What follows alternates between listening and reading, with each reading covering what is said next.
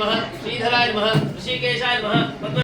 ಶ್ರೇಷ್ಠನಾದಂತಹ ಭಗವಂತನಾದಂತಹ ವಿಷ್ಣು ಪರಮಾತ್ಮನಿಗೆ ಪ್ರಿಯವಾಗಿರತಕ್ಕಂಥದ್ದು ಅಲಂಕಾರ. ಅಭಿಷೇಕ ಪ್ರಿಯೋ ರುದ್ರ, ಈಶ್ವರನಿಗೆ ಪ್ರಿಯವಾಗಿರತಕ್ಕಂಥದ್ದು ಅಭಿಷೇಕ. ಸೂರ್ಯದೇವನಿಗೆ ಪ್ರಿಯವಾಗಿರತಕ್ಕಂಥದ್ದು ನಮಸ್ಕಾರ. ಭೋಜನ ಪ್ರಿಯರಾದಂಥವರು ಬ್ರಾಹ್ಮಣರಲ್ಲ, ಊಟಕ್ಕೆ ಹೆಸರಾದವರಂತಲ್ಲ. ಬ್ರಾಹ್ಮಣರನ್ನ ಕರೆದು ಅನ್ನದಾನವನ್ನ ಮಾಡುವುದರಿಂದ ಜನ್ಮ ಜನ್ಮಾಂತರದ ಪಾಪಕರ್ಮಗಳು ಪರಿಹಾರವಾಗುತ್ತೆ. ಹಾಗಾಗಿ ಬ್ರಾಹ್ಮಣವು ಭೋಜನ ಪ್ರಿಯ ಅಂತ. ಹಾಗಾಗಿ ಆ ಎಲ್ಲ ರೀತಿಯಾದಂತಹ ದೇವತಾ ಆರಾಧನೆಯನ್ನು ಮಾಡಿಕೊಂಡು ದೇವತೆಗಳ ಎಲ್ಲ ಪೂಜಾ ಪುನಸ್ಕಾರಗಳು ಮುಗಿದಿದೆ. ಭಗವಂತನ ಕಥೆಯನ್ನು ಕೇಳತಕ್ಕಂಥದ್ದು. ದೇವರ ಆರಾಧನೆಯಲ್ಲಿ 4 ವಿಧಾನ: ದರ್ಶನ, ಸ್ಪರ್ಶನ, ಶ್ರವಣ ಮತ್ತು ಪ್ರಾಶನ ಎಂಬುದಾಗಿ. ದೇವರನ್ನ ನೋಡಿ ನಮಸ್ಕಾರ ಮಾಡುವಂಥದ್ದು ದರ್ಶನ, ದೇವರನ್ನ ಮುಟ್ಟಿ ನಮಸ್ಕಾರ ಮಾಡುವಂಥದ್ದು ಸ್ಪರ್ಶನ, ದೇವರ ಮಂತ್ರಗಳನ್ನ, ಶ್ಲೋಕಗಳನ್ನ, ಕಥೆಯನ್ನ ಕೇಳುವಂಥದ್ದು ಶ್ರವಣ, ದೇವರ ತೀರ್ಥ ಪ್ರಸಾದವನ್ನ ತಿನ್ನುವಂಥದ್ದು ಪ್ರಾಶನ. ಹೀಗೆ 4 ರೀತಿಯಾಗಿ ಆರಾಧನೆಯನ್ನು ಮಾಡಿದ್ದಾರೆ. ಹಾಗಾಗಿ ವಿಶೇಷವಾಗಿ ಭಗವಂತನಿಗೆ ದರ್ಶನ ಮತ್ತು ಸ್ಪರ್ಶನ ಆಗಿದೆ. ದೇವರ ಕಥೆಯನ್ನ ಕೇಳುವಂಥದ್ದು. ಏಕದಾ ನೈಮಿಷಾರಣ್ಯ, ಇವತ್ತಿನ ಉತ್ತರ ಭಾರತದಲ್ಲಿರತಕ್ಕಂತಹ ಸರಯೂ ನದಿ ತೀರದಲ್ಲಿರತಕ್ಕಂತಹ ನೈಮಿಷಾರಣ್ಯ ಎಂಬತಕ್ಕಂತಹ ಕಾಡಿನಲ್ಲಿ ಕಲಿಯುಗ ಪ್ರಾರಂಭವಾಗುತ್ತೆ. ಪ್ರಾರಂಭದಲ್ಲಿ ಯಾವ ರೀತಿಯಾದ ಸಂಕಟಗಳಿತ್ತಪ್ಪ ಅಂತಂದ್ರೆ, ಪ್ರಾಣಿ ಪಕ್ಷಿಗಳಿಗೆ ಕುಡಿಯಲಿಕ್ಕೆ, ತಿನ್ನಲಿಕ್ಕೆ ನೀರು, ಆಹಾರಗಳೆಲ್ಲ, ಮನುಷ್ಯನಿಗೆ ಯಾವುದು ಒಳ್ಳೆಯದು ಯಾವುದು ಕೆಟ್ಟದ್ದು ಇರತಕ್ಕಂತಹ ತಿಳುವಳಿಕೆ ಇಲ್ಲ. ಅಂತಹ ಪರಿಸ್ಥಿತಿಯಲ್ಲಿ ಕಲಿಯುಗ ಪ್ರಾರಂಭವಾಗುತ್ತೆ. ಆವಾಗ ಅವತ್ತಿನ ಶ್ರೇಷ್ಠ ಋಷಿ ಮುನಿಗಳಾದಂತಹ ಸಪ್ತ ಋಷಿಗಳು ಸಭೆಯನ್ನು ಮಾಡ್ತಾರೆ. ಸಭೆಯಲ್ಲಿ ಪ್ರಾರಂಭವಾಗುತ್ತೆ. ಕಲಿಯುಗ ಪ್ರಾರಂಭವಾಗಿದೆ, ಸಂಕಷ್ಟಗಳ ಸುರಿಮಳೆಯೇ ಇದೆ, ಏನು ಮಾಡಬೇಕು ಎಂಬುದಾಗಿ. ಆ ಸಂದರ್ಭಕ್ಕೆ ತ್ರಿಲೋಕ ಸಂಚಾರಿಗಳಾದಂತಹ ಬ್ರಹ್ಮನ ಮಾನಸ ಪುತ್ರರಾದಂತಹ ನಾರದ ಮಹರ್ಷಿಗಳು ಆ ಸ್ಥಳಕ್ಕೆ ಬರ್ತಾರೆ. ನಾರದರು ಬಂದಾಗ ನಾರದರಲ್ಲಿ ಕೇಳ್ತಾರೆ, ಕಲಿಯುಗ ಪ್ರಾರಂಭವಾಗಿದೆ, ಸಂಕಷ್ಟಗಳ ಸುರಿಮಳೆಯೇ ಇದೆ, ಏನು ಮಾಡಬೇಕು ಎಂಬುದಾಗಿ. ನಾರದರು ಹೇಳ್ತಾರೆ, ಸಂಕಟ ಬಂದಾಗ ವೆಂಕಟರಮಣ, ಹಾಗಾಗಿ ಎಲ್ಲರೂ ಕೂಡ ನೇರವಾಗಿ ವೈಕುಂಠಕ್ಕೆ ಹೋಗೋಣ ಎಂಬುದಾಗಿ ಎಲ್ಲರೂ ಕೂಡ ವೈಕುಂಠಕ್ಕೆ ಹೋಗ್ತಾರೆ. ವೈಕುಂಠದಲ್ಲಿ ಭಗವಂತ ಎಲ್ಲಿರ್ತಾನೆ? ಸಪ್ತ ಸಾಗರ, 7 ಸಮುದ್ರದ ಮಧ್ಯದಲ್ಲಿ. ಉಪ್ಪು ನೀರಿನ ಸಮುದ್ರ ಅಲ್ಲ, ಅದು ಕ್ಷೀರ ಸಾಗರ ಶೇನನಾಥ, ಹಾಲಿನ ಸಮುದ್ರವಂತೆ. ಆ ಸಮುದ್ರದಲ್ಲಿ ಭೂಮಿಯನ್ನು ಹೊತ್ತಂತಹ ಆದಿಶೇಷನನ್ನ ತನ್ನ ತಲೆಯ ದಿಂಬನ್ನಾಗಿ ಮಾಡಿಕೊಂಡು ಕಾಲಬುಡದಲ್ಲಿ ಲಕ್ಷ್ಮೀದೇವಿಯನ್ನ ಕುಳ್ಳರಿಸಿಕೊಂಡು ಭಗವಂತ ನಿದ್ರಾವಸ್ಥೆಯಲ್ಲಿ ಇರ್ತಾನೆ. ಬಂದು ಭಗವಂತನಲ್ಲಿ ಕೇಳ್ಕೊಳ್ತಾರೆ, ಭಗವಂತ ಕಲಿಯುಗ ಪ್ರಾರಂಭವಾಗಿದೆ, ನಿನ್ನ ಕಲ್ಕಿ ಅವತಾರ ಪ್ರಾರಂಭವಾಗಿದೆ, ಪ್ರಾರಂಭದಲ್ಲೇ ಈ ರೀತಿಯಾದಂತ ಕಷ್ಟಗಳಿದೆ. ನಾವು ಸಂಕಲ್ಪದಲ್ಲಿ ಹೇಳ್ತೇವೆ ಕಲಿಯುಗೆ ಪ್ರಥಮ ಪಾದೆ ಅಂತ ಹೇಳ್ತೇವೆ. 4 ಪಾದಗಳು ಒಂದು ಯುಗಕ್ಕೆ. ಮೊದಲನೇ ಪಾದದಲ್ಲಿ ನಾವಿದ್ದೇವೆ. ಇವಾಗಲೇ ಈ ರೀತಿಯಾದಂತ ಅಲ್ಲೋಲ ಕಲ್ಲೋಲಗಳು ಆಗ್ತಾ ಉಂಟು. ಹಾಗಾಗಿ ಪ್ರಾರಂಭದಲ್ಲೇ ಈ ರೀತಿಯಾದಂತ ಕಷ್ಟಗಳಿದೆ. ಆದರೆ ಈ ಕಷ್ಟಗಳನ್ನು ಪರಿಹಾರ ಮಾಡಿಕೊಳ್ಳುವುದು ಹೇಗೆ ಎಂಬುದಾಗಿ ಆವಾಗ ಭಗವಂತ ಹೇಳ್ತಾರೆ, ಕಲಿಯುಗದಲ್ಲಿ ಬೇರೆ ಬೇರೆ ರೀತಿಯಾದಂತಹ ಜಾತಿ ವೇದಗಳು, ಬಡವರು ಶ್ರೀಮಂತರು ಎಂಬತಕ್ಕಂತಹ ಗೀಳರಿಮೆಗಳು ತುಂಬಿಕೊಂಡಿದೆ. ಆದರೆ ಭಗವಂತ ಎಲ್ಲರಿಗೂ ಒಬ್ಬನೇ. ಇಲ್ಲಿ ಸತ್ಯನಾರಾಯಣ ಪೂಜೆ ಮಾಡಿದ್ರು ಸತ್ಯನಾರಾಯಣ ಪೂಜೆನೆ, ಯಾವುದೋ ಒಬ್ಬರು ಗೌಡ್ರ ಮನೆಗೆ ಪೂಜೆ ಮಾಡಿದ್ರು ಸತ್ಯನಾರಾಯಣ ಪೂಜೆನೆ. ಭಗವಂತ ಎಲ್ಲರಿಗೂ ಒಬ್ಬನೇ. ಆದರೆ ಎಂದು ಭಾವ ಮತ್ತು ಭವತಿ, ನಮ್ಮ ಭಾವನೆಗಳು ಯಾವ ರೀತಿಯಾದಂತಹ ಪರಿಶುದ್ಧವಾಗಿರುತ್ತದೆಯೋ ಆ ರೀತಿಯಾದಂತಹ ಫಲವನ್ನು ಕೊಡ್ತಾನೆ ಎಂಬುದಾಗಿ ಭಗವಂತನಲ್ಲಿ ಕೇಳ್ತಾರೆ. ಈ ಪೂಜೆಯನ್ನು ಯಾವ ದಿವಸ ಮಾಡಬೇಕು, ಯಾವ ಸ್ಥಳದಲ್ಲಿ ಮಾಡಬೇಕು, ಹೇಗೆ ಮಾಡಬೇಕು? ಸತ್ಯನಾರಾಯಣ ಸ್ವಾಮಿಯ ಪೂಜೆಯನ್ನು ನದಿ ತೀರ, ದೇವಸ್ಥಾನ, ಶುದ್ಧವಾದಂತಹ ಮನೆಯಲ್ಲಿ ಮಾಡಬೇಕು. ಯಾವ ದಿವಸ ಮಾಡಿದ್ರು ಉತ್ತಮ? ಸತ್ಯನಾರಾಯಣ ಸ್ವಾಮಿಯ ಪೂಜೆಯನ್ನು ಯಾವ ದಿವಸ ಬೇಕಾದರೂ ಮಾಡಬಹುದು. ರಾಹು ಕಾಲ, ಅಮಾವಾಸ್ಯೆ ಕಾಲ ಯಾವುದೂ ಕೂಡ ತೊಂದರೆ, ಯಾಕಂದ್ರೆ ರಾಹು ಕಾಲ ನಡೀತಾ ಇದೆ. ಹಾಗಾಗಿ ಯಾವುದೇ ರೀತಿಯಾದ ರಾಹು ಕಾಲಕ್ಕೂ ಕೂಡ ಸಂಭಾವನೆಯಿಲ್ಲ. ಹೇಗೆ ಮಾಡುವಂಥದ್ದು? ಭಗವಂತರನ್ನ ಕಲಶದಲ್ಲಿ ಕುಳ್ಳರಿಸಿ, ಕೆಳಗಡೆ ಇರತಕ್ಕಂಥ ಅಕ್ಕಿ ದೇವರ ಪಾದ, ಕಲಶ ಇರತಕ್ಕಂಥದ್ದು ದೇವರ ದೇಹ, ಕಲಶದ ಒಳಗಡೆ ಇರತಕ್ಕಂಥ ನೀರು ಗಂಧಾಕ್ಷತೆಗಳು ದೇವರ ರಕ್ತ ಮಾಂಸ ಮೂಳೆಗೆ ಸಮಾನ. ಮಾವಿನ ಎಲೆ ದೇವರ ಕೂದಲು, ತೆಂಗಿನಕಾಯಿ ದೇವರ ಮುಖ. ಅದಕ್ಕೆ ಭಗವಂತನನ್ನ ಆವಾಹನೆಯನ್ನ ಮಾಡಿ ಎಲ್ಲ ರೀತಿಯಾದಂತ ಅಂಗ ಆವರಣ ಪತ್ರ ಪುಷ್ಪ ಪೂಜೆಗಳನ್ನ ಸಮರ್ಪಣೆಯನ್ನ ಮಾಡಿ 5 ಅಧ್ಯಾಯಕ್ಕೆ 5 ತೆಂಗಿನಕಾಯಿಯನ್ನ ಒಡೆದು ಭಗವಂತನಿಗೆ ನೈವೇದ್ಯವನ್ನ ಮಾಡಿ ಸಪಾದ ಪ್ರಸಾದವನ್ನ ನೈವೇದ್ಯ, ಆ ಪ್ರಸಾದವನ್ನು ಕೂಡ ರವೆ, ಬಾಳೆಹಣ್ಣು, ತುಪ್ಪ, ಹಾಲು, ಸಕ್ಕರೆ, ಈ 5 ದ್ರವ್ಯಗಳಿಂದ ನಾವಿವತ್ತಿನ ದಿವಸ ಬಾಯಿ ಟೇಸ್ಟಿಗೆ ಅಂತ ಗೋಡಂಬಿ, ದ್ರಾಕ್ಷಿ ಎಲ್ಲ ಹಾಕ್ತೇವೆ. ಅದು ಯಾವುದು ಕೂಡ ಹೇಳಿಲ್ಲ, ಶಾಸ್ತ್ರದಲ್ಲಿ ಹೇಳಿದ್ರು ಕೇವಲ 5 ದ್ರವ್ಯ. ಆ 5 ದ್ರವ್ಯದಿಂದ ಭಗವಂತನಿಗೆ ನೈವೇದ್ಯವನ್ನು ಮಾಡಿ ಭಗವಂತನ ಸಂಕೀರ್ತನೆಯನ್ನ ಮಾಡಬೇಕು. ಪೂಜೆ ಮುಗಿತು ಎದ್ದು ಊಟ ಕೂದ್ರು ಅಂತ ಅಲ್ವಂತೆ, ಆ ಭಗವಂತನ ಭಜನೆಯನ್ನ ಮಾಡ್ತಾ ಇರಬೇಕು ಅಂತ ಶಾಸ್ತ್ರ. ಹಾಗಾಗಿ ಆ ಭಗವಂತನಿಗೆ ಪೂಜೆಯನ್ನ ಯಾರಾದರೂ ಸಮರ್ಪಣೆಯನ್ನ ಮಾಡ್ತಾರೋ ಅವರ ಎಂತಹ ಕಷ್ಟಗಳಿದ್ದರೂ ಕೂಡ ಭಗವಂತ ದೂರ ಮಾಡ್ತಾನೆ ಎಂಬಲ್ಲಿಗೆ ಭಗವಂತನ 1ನೇ ಅಧ್ಯಾಯ ಮುಕ್ತಾಯವಾಯಿತು. ಸತ್ಯಾಸಂತೋ ಜಯ ಶ್ರೀಮನ್ನಾರಾಯಣ ಜಯ ತುರಯತು ನಮ್ ಪ್ರತಿರ್ಗಾತ್ಮೇ ನಮಃ ಸಂಕಲ್ಪಯಾಮಿ ಅಮ್ಮಾಕಾರಾತ್ಮೇ ನಮಃ ಸಂಕಲ್ಪಯಾಮಿ ಎಂಬಾಯಿವಾತ್ಮೇ ನಮಃ ಧೂಪಂ ಕಲ್ಪಯಾಮಿ ತಂ ತೇರೋಗರಾತ್ಮೇ ನಮಃ ದೀಪಂ ಕಲ್ಪಯಾಮಿ ಮೃತಾತ್ಮೇ ನಮಃ ನೈವೇದ್ಯಂ ಪರಿಕಲ್ಪಯಾಮಿ ಪಂಚೋಪಚಾರ ಪೂರ್ಣಾಂ ಸಮರ್ಪಯಾಮಿ ಅಧಿಕ ಪುಣ್ಯಬಲ ಪ್ರಾಪ್ತಯೇ ಮಂಗಲಾನಿ ಭವಂತು ಮಂಗಲ ನೀರಾಜನೀ ವಿಧಿಯೋಗಃ. ನಿಧಾನವಾಗಿ ಆರತಿಯನ್ನು ಮಾಡಿ ಮಂಗಳಾರತಿಯ ಎತ್ತಿರಿ ಪಾರ್ವತೀಶನಿಗೆ, ಮಂಗಳಾರತಿಯ ಎತ್ತಿರಿ ಪಾರ್ವತೀಶನಿಗೆ, ತುಂಗಾ ಮಹಿಮಗೆ ಭಂಗಾರಹಿತಗೆ, ತುಂಗಾ ಮಹಿಮಗೆ ಭಂಗಾರಹಿತಗೆ ಮಂಗಳಾಕರಗೆ, ಜಯ ಜಯ ಮಂಗಳಾಕರಗೆ. ಹಿರಣ್ಯವಾರ್ತಂ ಮನೋ ಪೂರ್ಣಂ ದದಾತಿ ಮದವ್ಯಾಸಾನೀತಿ ಏಕದಾ ಬ್ರಹ್ಮಣ.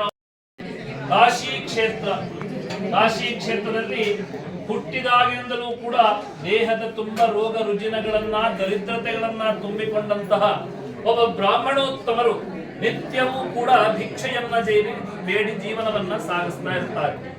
ಒಂದು ದಿವಸ ಎಷ್ಟೇ ಭಿಕ್ಷೆಯನ್ನ ಬೇಡಿದ್ರು ಕೂಡ ಅವರಿಗೆ ಏನು ಸಿಗೋದೇ ಇಲ್ಲ. ಭಗವಂತನಲ್ಲಿ ಪ್ರಾರ್ಥನೆ ಮಾಡಿಕೊಳ್ತಾರೆ. ಭಗವಂತ ವೃದ್ಧ ಬ್ರಾಹ್ಮಣರ ವೇಷದಲ್ಲಿ ಬರ್ತಾನೆ, ಬಂದು ಕೇಳ್ತಾನೆ, ಯಾವ ಕಾರಣಕ್ಕೋಸ್ಕರವಾಗಿ ಭಿಕ್ಷೆಯನ್ನ ಬೇಡ್ತಾ ಇದ್ದೀರಾ ಎಂಬುದಾಗಿ. ಆವಾಗ ಆ ಬಡ ಬ್ರಾಹ್ಮಣರು ಹೇಳ್ತಾರೆ, ನಾನು ಹುಟ್ಟಿದಾಗಿಂದಲೂ ಅನಾಥ, ನನ್ನ ದೇಹದಲ್ಲಿ ದುಡಿದು ತಿನ್ನಲಿಕ್ಕೆ ಯಾವುದೇ ರೀತಿಯಾದಂತ ಶಕ್ತಿಗಳಿಲ್ಲ, ಹಾಗಾಗಿ ನಾನು ಭಿಕ್ಷೆಯನ್ನ ಬೇಡ್ತಾ ಇದ್ದೇನೆ. ಆದ್ರೆ ಇವತ್ತಿನ ದಿವಸ ಎಲ್ಲಿ ಭಿಕ್ಷೆಯನ್ನ ಬೇಡಿದ್ರು ಕೂಡ ನನಗೆ ಏನು ಸಿಗುತ್ತಾ ಇಲ್ಲ ಎಂಬುದಾಗಿ. ಆಗ ಭಗವಂತನ ಅವತಾರದಲ್ಲಿರ್ತಕ್ಕಂಥ ವೃದ್ಧ ಬ್ರಾಹ್ಮಣರು ಹೇಳ್ತಾರೆ, ನಾಳೆಯ ದಿವಸ ಎಂದಿನಂತೆಯೇ ಭಿಕ್ಷೆಯನ್ನ ಬೇಡುವುದರ ಮುಂಚಿತವಾಗಿ ಕಲಿಯುಗದ ಕಾಮಧೇನುವಾದಂತ ಸತ್ಯನಾರಾಯಣ ಸ್ವಾಮಿಯ ಪೂಜೆಯನ್ನ ಮಾಡ್ತೇನೆ ಎಂಬುದಾಗಿ ಸಂಕಲ್ಪವನ್ನ ಹೊತ್ತು ಭಿಕ್ಷೆಯನ್ನ ಬೇಡಲಿಕ್ಕೆ ಹೋಗು. ಮಾರನೇ ದಿವಸ ಆ ಬಡ ಬ್ರಾಹ್ಮಣರು ಎಂದಿನಂತೆ ನದಿಯ ಸ್ನಾನವನ್ನ ಮಾಡಿ ಭಿಕ್ಷೆಯನ್ನ ಬೇಡುವುದರ ಮುಂಚಿತವಾಗಿ ಭಗವಂತನಲ್ಲಿ ಪ್ರಾರ್ಥನೆ ಮಾಡಿಕೊಳ್ತಾರೆ. ಭಗವಂತ ನಿನ್ನ ಅನುಗ್ರಹದಿಂದ ವಿಶೇಷವಾಗಿ ಇವತ್ತಿನ ದಿವಸ ನಿನ್ನ ಸೇವೆಯನ್ನ ಮಾಡತಕ್ಕಂತ ಶಕ್ತಿಯನ್ನ ಕೊಡು ಎಂಬುದಾಗಿ. ಅದಕ್ಕನುಸಾರವಾಗಿ ಭಿಕ್ಷೆಯನ್ನ ಬೇಡಲಿಕ್ಕೆ ಹೋಗ್ತಾರೆ. ಆ ದಿವಸ ವಿಶೇಷವಾಗಿ ಭಗವಂತನ ಪೂಜೆಗೆ ಬೇಕಾದಂತಹ ರವೆ, ಬಾಳೆಹಣ್ಣು, ತುಪ್ಪ, ಹಾಲು, ಸಕ್ಕರೆ, ಹಣ್ಣು, ಹಂಪಲುಗಳೇ ಭಿಕ್ಷೆಯಾಗಿ ಸಿಗುತ್ತೆ. ಅದನ್ನ ತಂದು ಒಂದು ನದಿಯ ತೀರದಲ್ಲಿ ಮಣ್ಣಿನ ಮೂರ್ತಿಯನ್ನ ಮಾಡಿಕೊಂಡು ಅವರಿಗೆ ತಿಳಿದ ಹಾಗೆ ಸತ್ಯನಾರಾಯಣ ಸ್ವಾಮಿಯ ಪೂಜೆಯನ್ನ ಮಾಡ್ತಾರೆ.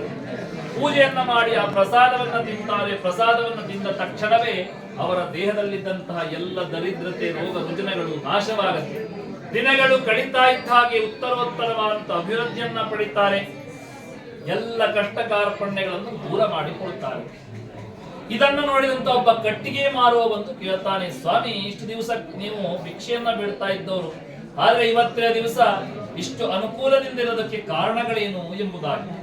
ಆವಾಗ ಆ ಬಡ ಬ್ರಾಹ್ಮಣರು ಹೇಳ್ತಾರೆ, ಯಾರಾದರೂ ಆ ಭಗವಂತನ ನಂಬಿ ಅವನಿಗೆ ಪೂಜೆಯನ್ನ ಕೊಡುತ್ತಾರೋ ಅವರ ಕಷ್ಟಗಳನ್ನು ದೂರ ಮಾಡುತ್ತಾನೆ ಎಂಬುದಾಗಿ.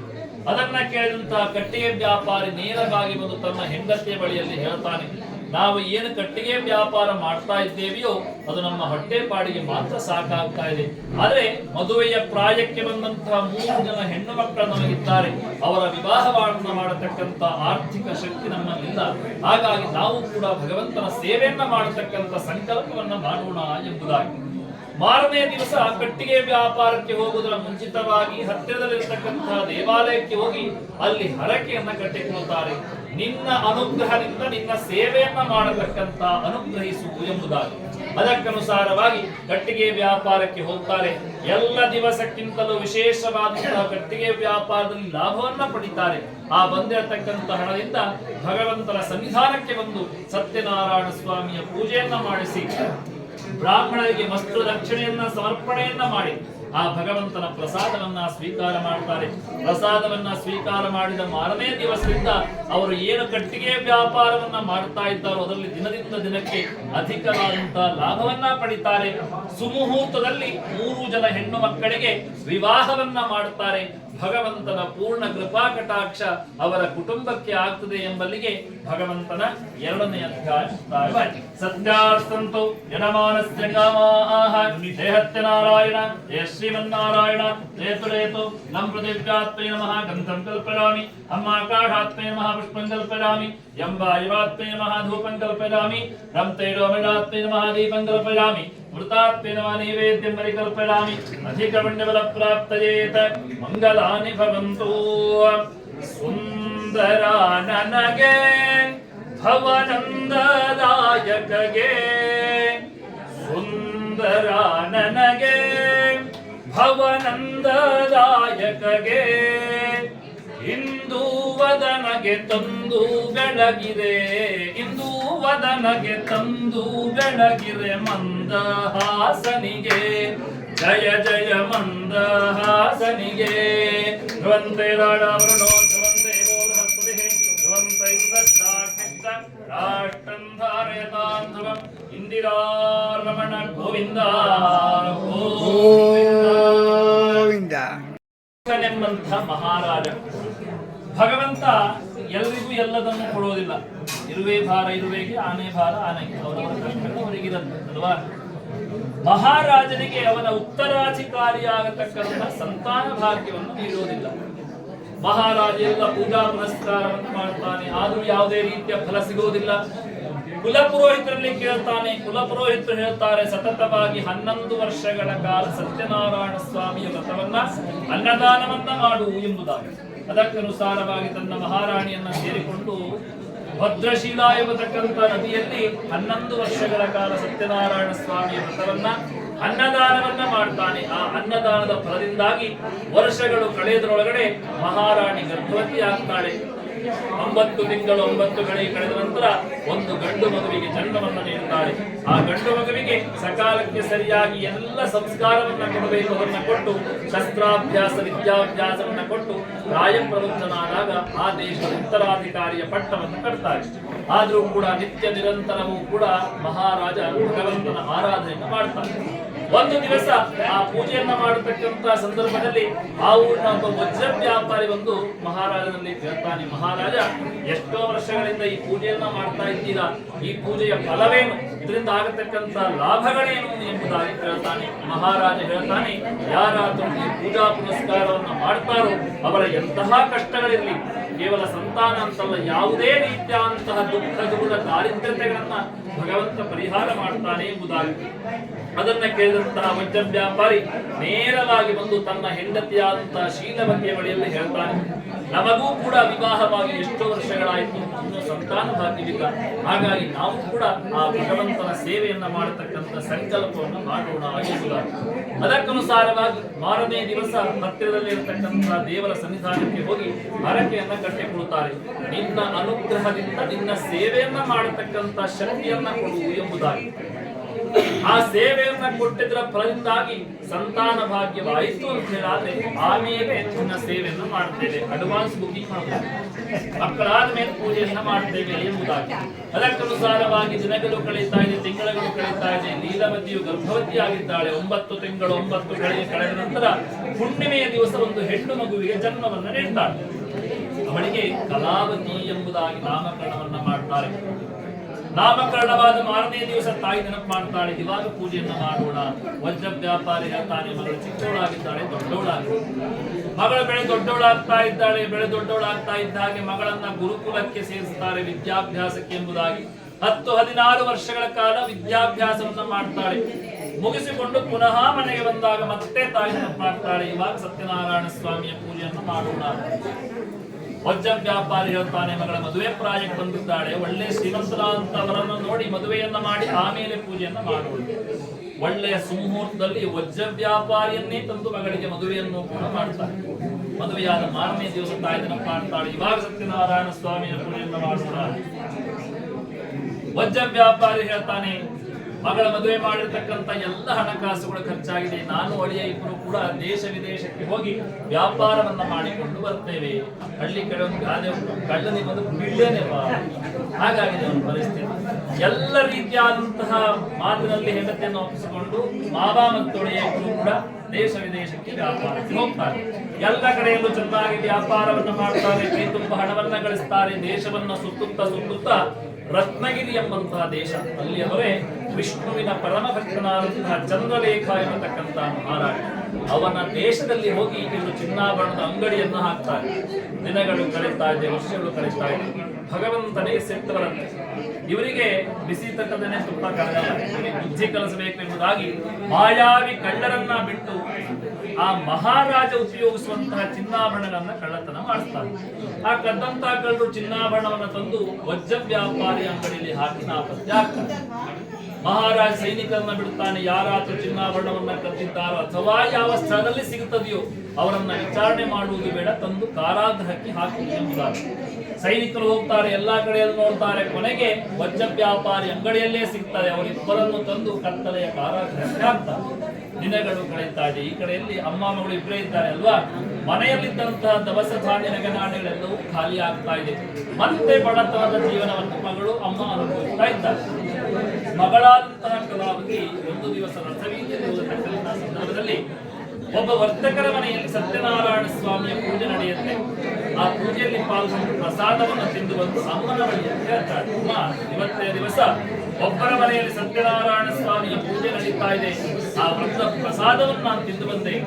ಅಲ್ಲಿ ಪುರೋಹಿತರು ಹೇಳ್ತಾ ಇದ್ರು, ಯಾರು ಈ ಪೂಜೆಯನ್ನ ಮಾಡ್ತಾರೋ ಅವರ ಕಷ್ಟಗಳು ಪರಿಹಾರವಾಗತ್ತೆ ಅಂತೆ. ಹಾಗಾಗಿ ನಾವು ಕೂಡ ಈ ಪೂಜೆಯನ್ನು ಮಾಡೋಣ. ತಾಯಿ ಹೇಳ್ತಾಳೆ, ಆ ಭಗವಂತನ ಅನುಗ್ರಹದಲ್ಲಿ ಹುಟ್ಟಿದವಳು ನೀನು, ಅಂದ್ರೆ ತಂದೆಯ ದುರ್ಬುದ್ಧಿಯಿಂದಾಗಿ ಇವತ್ತಿನ ದಿವಸ ಈ ಪರಿಸ್ಥಿತಿಯಲ್ಲಿ ನಾವಿದ್ದೇವೆ. ಹಾಗಾಗಿ ನಾವಿಬ್ಬರೇ ಸೇರಿಕೊಂಡು ಪೂಜೆಯನ್ನ ಮಾಡೋಣ ಎಂಬುದಾಗಿ ಸಂಕಲ್ಪವನ್ನು ಮಾಡ್ತಾರೆ. ಇಲ್ಲಿಗೆ ಭಗವಂತನ 3ನೇ ಅಧ್ಯಾಯ ಮುಕ್ತಾಯವಾಯಿತು. ಸತ್ಯಾಸಂತುಲಿತಮಾನಸ್ಯ ಕಾಮಾಹ ದೇಹಸ್ಯ ನಾರಾಯಣ ದೇಹ ಶ್ರೀಮನ್ನಾರಾಯಣ ದೇಹಸುರೇತು ದಂಪತಿರ್ಗಾತ್ಮೈ ನಮಃ ಗಂಧಂ ಕಲ್ಪಯಾಮಿ ಅಮ್ಮ ಕಾಢಾತ್ಮೈ ನಮಃ ಪುಷ್ಪಂ ಕಲ್ಪಯಾಮಿ ಎಂಬಾಯವಾತ್ಮೈ ನಮಃ ಧೂಪಂ ಕಲ್ಪಯಾಮಿ ರಂತೇಡುವಮಜಾತ್ಮೈ ನಮಃ ದೀಪಂ ಕಲ್ಪಯಾಮಿ ಮೃತಾಸ್ಮೈ ನಮಃ ನೈವೇದ್ಯಂ ಪರಿಕಲ್ಪಯಾಮಿ ಮಂಗಲ ನೀರಾಜನಂ ಕರಿಷ್ಯೆ.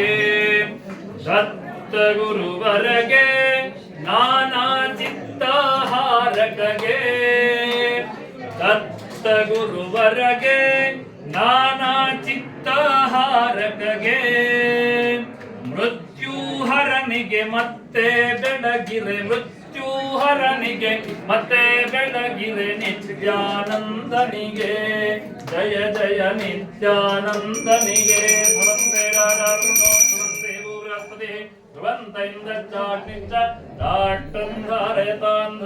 ಲಕ್ಷ್ಮೀ ಸಮೇತ ನಾರಾಯಣ ಸ್ವಾಮಿನೇ ನಮಃ. ಇಂದಿರಾರಮಣ ಗೋವಿಂದ ಗೋವಿಂದ. ಅವಳಿಬ್ಬರು ಪೂಜೆಯನ್ನ ಮಾಡ್ತಾ ಇದ್ದಾರೆ. ಭಗವಂತನಿಗೆ ಸ್ವಲ್ಪ ಸಿಟ್ಟು ಕಡಿಮೆ ಆಯಿತು. ಇವರ ಕಷ್ಟಗಳನ್ನು ದೂರ ಮಾಡೋಣ ಎಂಬುದಾಗಿ ಮಹಾರಾಜನ ಕನಸಿನಲ್ಲಿ ಭಗವಂತ ಬರ್ತಾನೆ. ಬಂದು ಹೇಳ್ತಾನೆ, ನೀನು ಯಾರನ್ನ ಸೆರೆಮನೆಯಲ್ಲಿ ಇಟ್ಟಿದ್ದೀಯೋ ಅವರು ನನ್ನದೇ ಭಕ್ತರು. ಅವರನ್ನು ನಾಳೆಯ ದಿವಸ ಬಿಡುಗಡೆಯನ್ನ ಮಾಡಿ ಅವರಿಗೆ ಸಾಕಾಗುವಷ್ಟು ಹೆಚ್ಚಾಗುವಷ್ಟು ಚಿನ್ನಾಭರಣ ವಜ್ರ ವೈಢೂರ್ಯವನ್ನ ಕೊಟ್ಟು ಅವರನ್ನು ಅವರ ದೇಶಕ್ಕೆ ಕಳುಹಿಸಿಕೊಡುವು ಎಂಬುದಾಗಿ. ಅದಕ್ಕನುಸಾರವಾಗಿ ಮಹಾರಾಜ 4ನೇ ದಿವಸ ಅವರಿಬ್ಬರನ್ನ ಬಿಡುಗಡೆಯನ್ನ ಮಾಡಿ ಅವರಿಗೆ ಸಾಕಾಗುವಷ್ಟು ಹೆಚ್ಚಾಗುವಷ್ಟು ಚಿನ್ನಾಭರಣ ವಜ್ರ ವೈಢೂರ್ಯಗಳನ್ನ ಹಡಗಿನ ತುಂಬ ತುಂಬಿಸಿ ಅವರನ್ನು ಅವರ ದೇಶಕ್ಕೆ ಕಳುಹಿಸಿಕೊಡ್ತಾನೆ. ಹಡಗಿನ ತುಂಬ ಚಿನ್ನಾಭರಣವನ್ನ ತುಂಬಿಸಿಕೊಂಡು ವಜ್ರ ವ್ಯಾಪಾರಿ ಮತ್ತು ಅವನೊಡೆಯರು ಕೂಡ ಸಂತೋಷಭರಿತರಾಗಿ ಬರ್ತಾರೆ. ಭಗವಂತ ಹಾಗೆ ಕೊಟ್ಟು ನೋಡ್ತಾನೆ, ಇಟ್ಕೊಂಡು ನೋಡ್ತಾನೆ. ಇವರಿಗೆ ಇವಾಗಾದ್ರೂ ಸರಿ ಬುದ್ಧಿ ಬಂತಾ ಇಲ್ವೋ ನೋಡುವ ಎಂಬುದಾಗಿ ಮತ್ತೆ ಸನ್ಯಾಸಿ ವೇಷದಲ್ಲಿ ಬರ್ತಾನೆ. ಬಂದು ಕೇಳ್ತಾನೆ, ಹಡಗಿನ ತುಂಬ ಏನಿದೆ ಎಂಬುದಾಗಿ. ವಜ್ರ ವ್ಯಾಪಾರಿ ಹೇಳಿ ಕೇಳಿ ಬಿಸ್ನೆಸ್ ಮೈಂಡ್ ಅಲ್ವಾ. ಹಡಗಿನ ತುಂಬ ಕಸಕಲ್ಲು ಮರಳು ಮಟ್ಟಿಗಳೇ ಇದೆ ಎಂಬುದಾಗಿ ಸುಳ್ಳನ್ನು ಹೇಳ್ತಾನೆ. ಸನ್ಯಾಸಿಗಳು ತಥಾಸ್ತು ಎಂಬುದಾಗಿ ವರವನ್ನು ನೀಡಿದರು. ಹಡಗಿನ ತುಂಬ ಇದ್ದಂತಹ ಕಸಕಲ್ಲು ಮರಳು ಮಟ್ಟಿಗಳೆಲ್ಲವೂ ನಾಶವಾಗಿ, ಹಣವೆಲ್ಲವೂ ನಾಶವಾಗಿ ಕಸಕಲ್ಲು ಮರಳು ಮಟ್ಟಿಗಳು ತುಂಬಿಕೊಂಡು ವಜ್ರ ವ್ಯಾಪಾರಿ ಪುನಃ ಹೋಗಿ ಸನ್ಯಾಸಿಗಳಲ್ಲಿ ಕ್ಷಮೆಯನ್ನ ಕೇಳ್ತಾರೆ.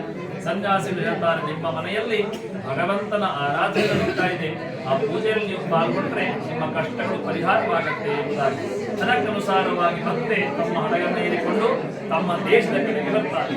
ಈ ಕಡೆಯಲ್ಲಿ ಅಮ್ಮ ಮಕ್ಕಳಿಗೆ ಪೂಜೆಯನ್ನ ಮಾಡ್ತಾ ಇದ್ದಾರೆ. ಪೂಜೆಯ ಮಧ್ಯಕ್ಕೆ ಬಂದಾಗ ಬಂದು ಹೇಳ್ತಾರೆ ವಜ್ರ ವ್ಯಾಪಾರಿ ಮತ್ತು ಒಡೆಯ ಬರ್ತಾ ಇದ್ದಾರೆ ಪೂಜೆಯಿಂದ ಮಧ್ಯದಲ್ಲೇ ಬಿಡಬೇಕು. ಕೊನೆಯ ಪಕ್ಷ ಆ ಪ್ರಸಾದವನ್ನು ತಿನ್ನಲಿಲ್ಲ. ಈಗ ಒಂದು 50 ಜನ ಇದ್ರೆ ಕಥೆ ಕೇಳ್ತಾರೆ 15 ಜನ ಪೂಜೆ ಪ್ರಸಾದ ಸರಿ ಆಯ್ತು ಅಂತಲ್ವಾ. ಹಾಗಾಗಿ ಆ ಪ್ರಸಾದವನ್ನು ತಿನ್ನದೇನೆ ನೇರವಾಗಿ ನದಿ ತೀರಕ್ಕೆ ಬರ್ತಾರೆ. ನದಿ ತೀರಲ್ಲಿ ನೋಡುತ್ತಾ ಇದ್ದ ಹಾಗೇನೆ ಹಡಗೆನ್ನೋದು ನೀರಲ್ಲಿ ಮುಳುಗಿ ಹೋಗುತ್ತೆ. ಹಡಗಿನಲ್ಲಿದ್ದಂತ ವಜ್ರ ವ್ಯಾಪಾರ ಮತ್ತು ಅವನ ಇಬ್ಬರು ಕೂಡ ನೀರಲ್ಲಿ ಕೊಚ್ಚಿಕೊಂಡು ಹೋಗ್ತಾರೆ. ಮಗಳು ದುಃಖಭರಿತಳಾಗ್ತಾಳೆ. ವಿವಾಹವಾಗಿ 1 ದಿವಸವೂ ಗಂಡನೊಟ್ಟಿಗೆ ದಾಂಪತ್ಯ ಜೀವನವನ್ನು ಅನುಭವಿಸಿಲ್ಲ. ನಾನು ಇನ್ನು ಬದುಕಿ ಪ್ರಯೋಜನವಿಲ್ಲ ಎಂಬುದಾಗಿ ಅಗ್ನಿಗೆ ಹಾರಿ ಜೀವವನ್ನ ಬಿಡಲಿಕ್ಕೆ ಸಿದ್ಧಳಾಗ್ತಾಳೆ. ಆವಾಗ ಅಗ್ನಿಯಿಂದ ಶಂಖ ಚಕ್ರ ಗದಾ ಪಾಣಿಧರನಾದಂತ ಒಂದು ಕೈಯಲ್ಲಿ ಶಂಖ, ಇನ್ನೊಂದು ಕೈಯಲ್ಲಿ ಚಕ್ರ, ಇನ್ನೊಂದು ಕೈಯಲ್ಲಿ ಗದೆ, ಇನ್ನೊಂದು ಕೈಯಲ್ಲಿ ಅಭಯ ಹಸ್ತ, ಪಾಣಿ ಹಸ್ತ, ಆ 4 ಕೈಯಲ್ಲೂ ಕೂಡ ಆಯುಧ, ಹಸ್ತವೂ ಒಂದು ಆಯುಧವೇ ಅಂತೆ. ಅಂತಹ ಆಯುಧನಾದಂತಹ ಭಗವಂತ ಅಗ್ನಿಯಿಂದ ಪ್ರತ್ಯಕ್ಷನಾಗಿ ಹೇಳ್ತಾನೆ, ನೀವು ಮಾಡಿರತಕ್ಕಂತ ತಪ್ಪು ಹರಕೆಯನ್ನ ಕಟ್ಟಿಕೊಂಡ್ರಿ, ಎಷ್ಟೋ ವರ್ಷ ಹರಕೆ ತೀರ್ತಿಲ್ಲ, ಮಗುವಾಯಿತು, ಆಮೇಲೂ ಕೂಡ ಪೂಜೆಯನ್ನ ಮಾಡಲಿಲ್ಲ, ಮಗುವಿಗೆ ಮದುವೆಯೂ ಆಯಿತು, ಆಮೇಲೂ ಕೂಡ ಯಾವುದೇ ರೀತಿಯಾದಂತ ಪೂಜಾ ಪುನಸ್ಕಾರವನ್ನ ಕೊಡ್ಲಿಲ್ಲ. ಕೊನೆಯ ಪಕ್ಷ ಪೂಜೆಯನ್ನ ಪ್ರಾರಂಭ ಮಾಡಿದ್ರಿ, ಆ ಪ್ರಸಾದವನ್ನು ಕೂಡ ನೀವು ತಿನ್ನಲಿಲ್ಲ. ಹಾಗಾಗಿ ನಿಮಗೆ ಈ ರೀತಿಯಾದಂತ ಕಷ್ಟ ಬಂದಿದೆ. ಪುನಃ ಮನೆಗೆ ಹೋಗಿ ಆ ಪೂಜೆಯಲ್ಲಿ ಪಾಲ್ಗೊಂಡು ಪ್ರಸಾದವನ್ನ ಸ್ವೀಕಾರ ಮಾಡಿದ್ರೆ ನಿಮ್ಮ ಕಷ್ಟಗಳು ಪರಿಹಾರವಾಗತ್ತೆ ಎಂಬುದಾಗಿ. ಅದಕ್ಕನುಸಾರವಾಗಿ ಅಮ್ಮ ಮಗಳು ಇಬ್ಬರು ಪುನಃ ಮನೆಗೆ ಬಂದು ಆ ಪೂಜೆಯಲ್ಲಿ ಪಾಲ್ಗೊಂಡು ಪೂಜೆಯ ಪ್ರಸಾದವನ್ನ ಸ್ವೀಕಾರ ಮಾಡ್ತಾರೆ. ಪ್ರಸಾದವನ್ನ ಸ್ವೀಕಾರ ಮಾಡಿದುಕೊಂಡರೆ ಅವರು ಏನನ್ನ ಕಳೆದುಕೊಂಡಿದ್ದಾರೋ ಅವೆಲ್ಲವನ್ನ ಕಳೆದುಕೊಂಡು ಆ ಚಂದ್ರಾರ್ಕ ಸೂರ್ಯ ಚಂದ್ರರು ಎಲ್ಲಿಯವರೆಗೂ ಇರ್ತಾರೋ ಕುಟುಂಬದ ರಕ್ಷಣೆಯನ್ನ ಭಗವಂತ ಮಾಡಿದಾಗೆಂಬಲ್ಲಿಗೆ ಭಗವಂತನ 4ನೇ ಅಧ್ಯಾಯ ಸತ್ಯಾಸಂಪ್ರೇಣಮಾನಸ್ಯ ಕಾಮಾಹ ಜಯತ್ಯನಾರಾಯಣ ಜಯ ಶ್ರೀಮನ್ನಾರಾಯಣ ಜಯತುಡಯತು ದಂಪತಿರ್ಗಾತ್ಮೈ ನಮಃ ಗಂಧಂ ಕಲ್ಪಯಾಮಿ ಅಮ್ಮಾಕಾಶಾತ್ಮೈ ನಮಃ ವೃತ್ತಂ ಕಲ್ಪಯಾಮಿ ಎಂಬಾಯುವಾತ್ಮೈ ನಮಃ ಧೂಪಂ ಕಲ್ಪಯಾಮಿ ನಂಪೇರೋಮಯಾತ್ಮೈ ನಮಃ ದೀಪಂ ಕಲ್ಪಯಾಮಿ ಮೃತಾತ್ಮಿಕಾಯ ನಮಃ ನೈವೇದ್ಯ ಕಲ್ಪಯಾಮಿ ಮಂಗಲ ನೀರಾಜನಿಕೀ ವಿನಿಯೋಗಃ ಓಂ ಕರ್ಪೂರ ಗೌರಂ ಕರುಣಾವತಾರಂ ಸಂಸಾರಸಾರಂ ಮುದಗೇಂದ್ರಹಾರಂ ಸದಾ ವಸಂತಂ ಹೃದಯಾರವಿಂದೆ ಭವಂ ಭವಾಮಿ ಸರಿತಂ ನಮಾಮಿ. ಲಕ್ಷ್ಮೀ ಸಮೇತನಾರಾಯಣ ಸ್ವಾಮಿ ನಮಃ ಕರ್ಪೂರವಹಾನಂ ಗಲನೀರಾಜಂ ದರ್ಶಯಾಮಿ ದೇವತಾ ರಕ್ಷಾಂ ಶಿರಸಾ ವಿಂಧಾಮಿ ಇಂದಿರಾರಮಣ ಗೋವಿಂದ ಗೋವಿಂದ. ಅಂಗಧ್ವಜನೆಂಬಂತಹ ಮಹಾರಾಜ, ಆ ಮಹಾರಾಜ ತನ್ನ ಎಲ್ಲ ಸೈನಿಕರನ್ನ, ಗಜಪಡೆಯನ್ನ, ಅಶ್ವಪಡೆಯನ್ನ ಸೇರಿಕೊಂಡು ಬೇಟೆಯಾಡಲಿಕ್ಕೆ ಎಂದು ಕಾಡಿಗೆ ಹೋಗ್ತಾರೆ. ಕಾಡಿನಲ್ಲಿ ಬೇಟೆಯನ್ನ ಆಡುತ್ತಾ ಕಾಡಿನ ಮಧ್ಯಕ್ಕೆ ಬಂದಾಗ ಕಾಡಿನಲ್ಲಿ ಹಸುವನ್ನ ಕಾಯತಕ್ಕಂತಹ ಗೋಪಾಲಕರು, ಕಾಡಿನ ಮಕ್ಕಳು ಅವರಿಗೆ ತಿಳಿದ ಹಾಗೆ ಒಂದು ಮರದ ಕೆಳಗಡೆ ಮಣ್ಣಿನ ಮೂರ್ತಿಯನ್ನು ಮಾಡಿಕೊಂಡು ಸತ್ಯನಾರಾಯಣ ಸ್ವಾಮಿಯ ಪೂಜೆಯನ್ನು ಮಾಡ್ತಾ ಇರ್ತಾರೆ. ಮಹಾರಾಜ ಬಂದಾಗ ಪ್ರಸಾದವನ್ನು ತಂದು ಮಹಾರಾಜ ಏನ್ ಮಾಡ್ತಾನೆ, ಈ ಮಕ್ಕಳು ಮಾಡಿದ ಪೂಜೆಗೆಲ್ಲ ಫಲವಿಲ್ಲ, ನಾವು ಹೇಳ್ತೇವೆ ಮಕ್ಕಳಾಟ ಅಂತ, ಹಾಗಾಗಿ ಪೂಜೆಗೆ ಫಲವಿಲ್ಲ ಎಂಬುದಾಗಿ ಪ್ರಸಾದವನ್ನು ತಿನ್ನದೇನೆ ಬೇಟೆಯಾಡಿ ಕಾಡಿನ ಒಳಗೆ ಹೋಗ್ತಾನೆ.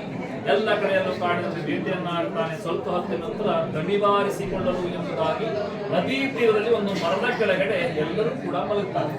ಸ್ವಲ್ಪ ಹೊತ್ತಿನ ನಂತರ ರಾಜನಿಗೆ ಎಚ್ಚರಾಗುತ್ತೆ. ರಾಜ ನೋಡ್ತಾನೆ, ಅವನ ಎಲ್ಲ ಸೈನಿಕರು, ಗಜಪಡೆ, ಅಶ್ವಪಡೆ ಎಲ್ಲವೂ ಕೂಡ ನಾಶವಾಗುತ್ತಾರೆ. ಮಹಾರಾಜನಿಗೆ ದುಃಖವಾಗುತ್ತೆ, ತಾನು ಎಲ್ಲವನ್ನ ಕಳೆದುಕೊಂಡೆ ಎಂಬುದಾಗಿ ದುಃಖದಿಂದ ಪುನಃ ತನ್ನ ಕುದುರೆಯನ್ನು ಏರಿಕೊಂಡು ಅರಮನೆಯ ಕಡೆಗೆ ಬರ್ತಾನೆ. ಅರಮನೆಯ ಹತ್ತಿರ ಬರುತ್ತಾ ಇದ್ದ ಹಾಗೇನೆ ಅವನ 100 ಅರಮನೆಗೆ ಹೋಗ್ಬಿಡುತ್ತೆ. ಅರಮನೆಯಲ್ಲಿದ್ದಂತ ಬಂಧು ಮಕ್ಕಳು, ಹೆಂಡತಿ ಮಕ್ಕಳು ಎಲ್ಲರನ್ನೂ ಕಳ್ಕೊಳ್ತಾನೆ. ದುಃಖದಿಂದ ಪರಿತಪಿಸುತ್ತಾ ಇರುವಾಗ ಆಕಾಶದಿಂದ ಒಂದು ಶರೀರ ಮಾಡಿ, ಕಾಡಲ್ಲಾಗಲಿ ನಾಡಲ್ಲಾಗಲಿ ಮಕ್ಕಳಾಗಲಿ ದೊಡ್ಡವರಾಗಲಿ ಎಲ್ಲರಿಗೂ ಭಗವಂತ ಆ ಮಕ್ಕಳು ಕೊಟ್ಟಂತ ಪ್ರಸಾದವನ್ನು ನೀವು ತಿರಸ್ಕರಿಸಿದಿರಿ, ಹಾಗಾಗಿ ನನಗೆ ಈ ರೀತಿಯಾದಂತ ಕಷ್ಟಗಳು ಬಂದಿದೆ ಎಂಬುದಾಗಿ ಪುನಃ ಹೋಗಿ ಮಕ್ಕಳನ್ನ ಸೇರಿಕೊಂಡು ಪೂಜೆಯಲ್ಲಿ ಪಾಲ್ಗೊಂಡು ಆ ಪ್ರಸಾದವನ್ನು ಸ್ವೀಕಾರ ಮಾಡಿ ಎಂಬುದಾಗಿ. ಅದಕ್ಕನುಸಾರವಾಗಿ ಎಲ್ಲರೂ ಕೂಡ ಪುನಃ ಮತ್ತೆ ಕಾಡಿಗೆ ಒಂದು ಕಾಡಿನಲ್ಲಿರ್ತಕ್ಕಂಥ ಮಕ್ಕಳನ್ನ ಸೇರಿಕೊಂಡು ಆ ಪ್ರಸಾದವನ್ನ ತಿಂತಾರೆ. ಪ್ರಸಾದವನ್ನು ತಿಂದ ತಕ್ಷಣವೇ ಏನನ್ನ ಕಳೆದುಕೊಂಡಿದ್ದಾರೋ ಅದೆಲ್ಲವನ್ನ ಪಡೆದು ಸಾವಿರಾರು ವರ್ಷಗಳ ಕಾಲ ಭಗವಂತನ ಅನುಗ್ರಹದಿಂದ ಆ ದೇಶದ ರಾಜ್ಯಭಾರವನ್ನು ಮಾಡುತ್ತಾರೆ ಎಂಬುದಕ್ಕೆ ಭಗವಂತನ 5ನೇ ಅಧ್ಯಾಯ ಸತ್ಯನಾರಾಯಣ ಸ್ವಾಮಿ ಕಥೆ ನಾವು ಕೇಳಿದ್ದೇವೆ. ಆದರೆ ಶ್ರುತಂ ಹರತಿ ಪಾಪಾನಿ ತಥಾರೋಗ್ಯಂ ಪ್ರಯಚ್ಛತಿ. ಹೇಳಿಂದ ಹೇಳು ವಿಸ್ಮಯದಾಸ ಅಂದ್ರೆ ಆ ಕಥೆಯನ್ನ ಕೇಳುವುದರಿಂದ ಶ್ರುತಂ ಹರತಿ ತಥಾರೋಗ್ಯಂ ಪ್ರಯಚ್ಛತಿ, ಪಾಪ ಕರ್ಮಗಳು ಪರಿಹಾರವಾಗುತ್ತೆ. ಕಥೆ ಒಂದೇ ತರ ಇರುತ್ತೆ ಅಥವಾ ಹೇಳತಕ್ಕಂಥ ವಿಧಾನಗಳು ಬೇರೆ ಬೇರೆ ಇರಬಹುದು. ಆ ಕಥೆಯನ್ನ ಕೇಳುವುದರಿಂದಲೇ ಪೂರ್ವ ಜನ್ಮದ ಕೃತ ಪಾಪಗಳೆಲ್ಲವೂ ಕೂಡ ಪರಿಹಾರವಾಗುತ್ತೆ ಶಾಸ್ತ್ರ. ಹಾಗಾಗಿ ಇವತ್ತಿನ ದಿವಸ ಈ ಒಂದು ಮನೆ ಹೇಳ್ತಕ್ಕಂಥ ಶಬ್ದದ ಅರ್ಥವೇ ಹಾಗೆ. ಎಲ್ಲಿ ಮನಸ್ಸಿಗೆ ನೆಮ್ಮದಿ ಇದೆಯೋ ಅಲ್ಲಿಂದ ಮನೆ ಅಂತ ಆಗುತ್ತೆ. ಎಲ್ಲಿ ನೆಮ್ಮದಿ ಮನೆ ಅಂತ ಆಗೋದಿಲ್ಲ. ಹಾಗಾಗಿ ಈ ಒಂದು ಸುಂದರ ಮನೆಯಲ್ಲಿ ದೈವಾನುಗ್ರಹಕ್ಕೋಸ್ಕರವಾಗಿ ಎಲ್ಲ ಪೂಜಾ ಪುನಸ್ಕಾರವನ್ನ ಹವನಾದಿಗಳನ್ನ ಮಾಡಿಕೊಂಡು ಭಗವಂತನಿಗೆ ಪೂಜಾ ಪುನಸ್ಕಾರವನ್ನು ಸಮರ್ಪಣೆ ಮಾಡಿದ್ದೇವೆ. ಹಾಗಾಗಿ ಆ ಭಗವಂತ ನಾವು ಕೇಳಿರ್ತಕ್ಕಂಥ ಕಥೆಯ ಪುಣ್ಯದ ಫಲದಿಂದ 100 ವರ್ಷಗಳ ಕಾಲ ಆಯುಷ್ಯವನ್ನು, ಆರೋಗ್ಯವನ್ನು ಎಲ್ಲವನ್ನು ಕೂಡ ಅನುಗ್ರಹಿಸಲಿ ಎಂಬುದಾಗಿ ಪ್ರಾರ್ಥನೆ ಮಾಡಿ ಹೂವನ್ನು ದೇವರಿಗೆ ಸಮರ್ಪಣೆ ಮಾಡಿ. ಸತ್ಯಾಸಂತು ಇಡಮಾನಸ್ಯ ಕಾಮಾಹ ಜಯತ್ಯ ನಾರಾಯಣ ಜಯ ಶ್ರೀಮನ್ನಾರಾಯಣ ಜಯತುರೇತು ಪುನಃ ಪೂಡಾಂಗರಿಷ್ಯ ಧ್ಯಾನ ಸಮರ್ಪಣಾಮಿ ಆವಾಹನಂ ಸಮರ್ಪಣಾಮಿ. ಎಲ್ಲರೂ ಎದ್ದಿಟ್ಕೊಳ್ಳಿ, ಮಾತಾಡಬೇಡಿ. ಆಸನ ಸಮರ್ಪಣಾಮಿ, ಸ್ವಾಗತಂ ಸಮರ್ಪಣಾಮಿ, ಪ್ರಾರ್ಥನೆ ಸಮರ್ಪಣಾಮಿ, ಹಸ್ತೆ ಢೋಲ್ಯಮಧ್ಯಂ ಸಮರ್ಪಣಾಮಿ, ಮುಖೇ ಆಚಮನೀಯಂ ಸಮರ್ಪಣಾಮಿ. त्रिविक्रमाय नमः, वामनाय नमः, श्रीधराय नमः, श्रीकेशाय नमः, पद्मनाभाय नमः, दामोदराय नमः, संकर्षणाय नमः. नामोपकारपूर्णां समर्पयामि.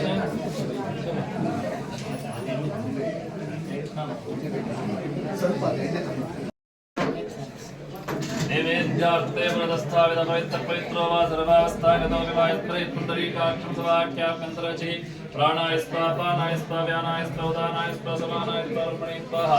कल्पलापर्यक्षता मध्ये मध्ये पानीं समर्पयामि, हस्तमुखप्रक्षालं कल्पयामि, कण्ठूरं कल्पयामि, ताम्बूलं समर्पयामि, मुखसुवासनार्थे सुदक्षिणां समर्पयामि.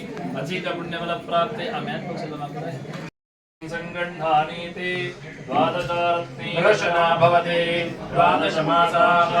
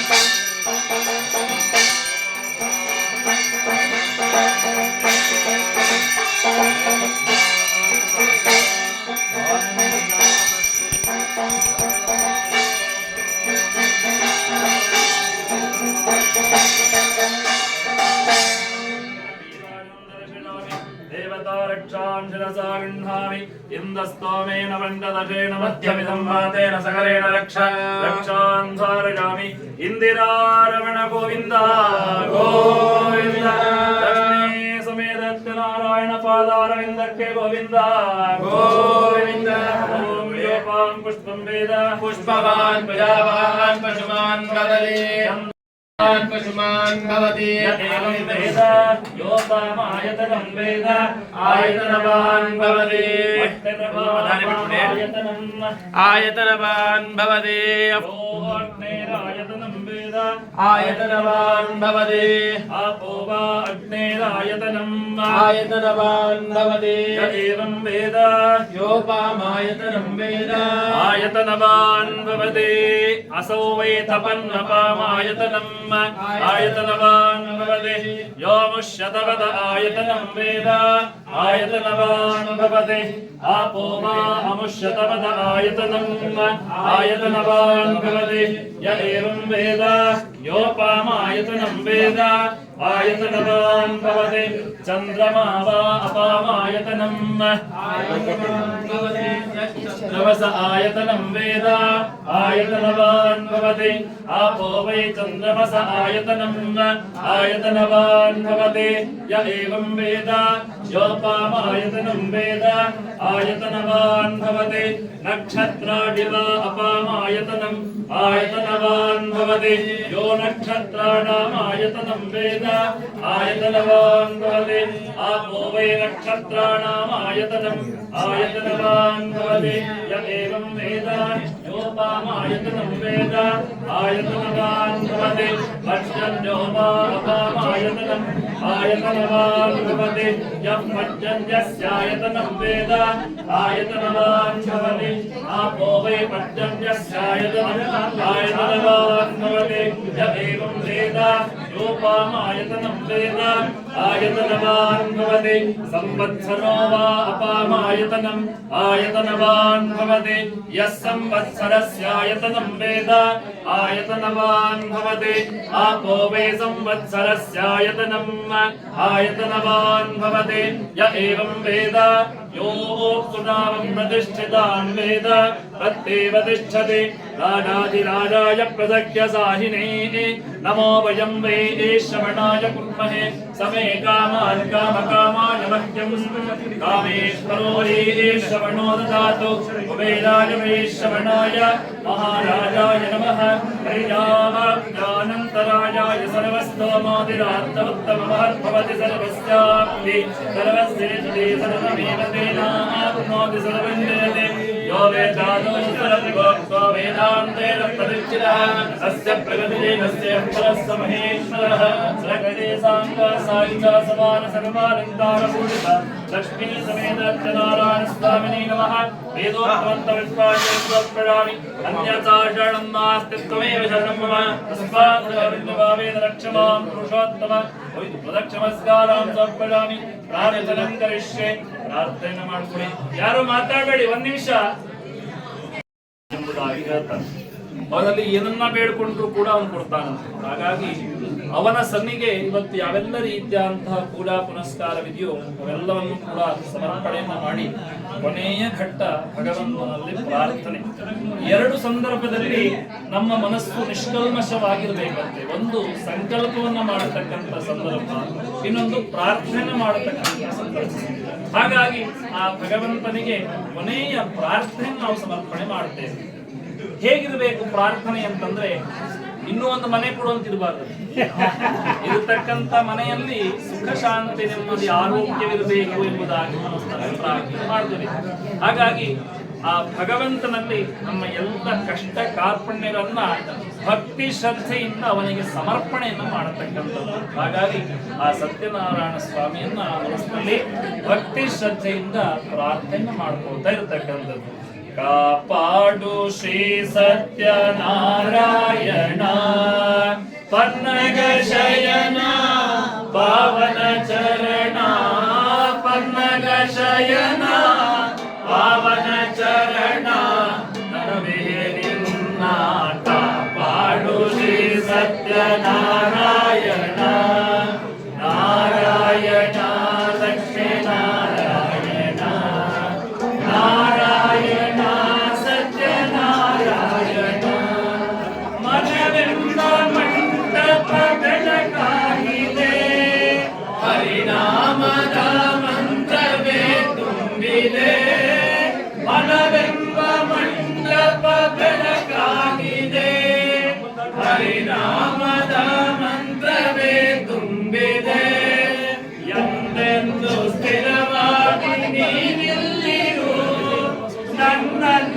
ಬಂದಾಗಿ ಮುನಿಯಾಗಿರು ಕಾಪಾಡು ಶ್ರೀ ಸತ್ಯನಾರಾಯಣ ನಾರಾಯಣ ಲಕ್ಷ್ಮೀ ನಾರಾಯಣ ನಾರಾಯಣ ಸತ್ಯನಾರಾಯಣ ನನಗಾಗಿ ಏನನ್ನು ನಾ ಬೇಡೆನು ಧನ ಕನಕ ಬೇಕೆಂದು ನಾ ಕೇಳೆನು ನನಗಾಗಿ ಏನನ್ನು ನಾ ಬೇಡೆನು ಧನ ಕನಕ ಬೇಕೆಂದು ನಾ ಕೇಳೆನು ಈ ಮನೆಯು ನೀನಿರುವ ಗುಡಿಯಾಗಲಿ ಸುಖ ಶಾಂತಿ ನೆಮ್ಮದಿಯ ನೆಲೆಯಾಗಲಿ ಕಾಪಾಡು ಶ್ರೀ ಸತ್ಯನಾರಾಯಣ ನಾರಾಯಣ ಲಕ್ಷ್ಮೀ ನಾರಾಯಣ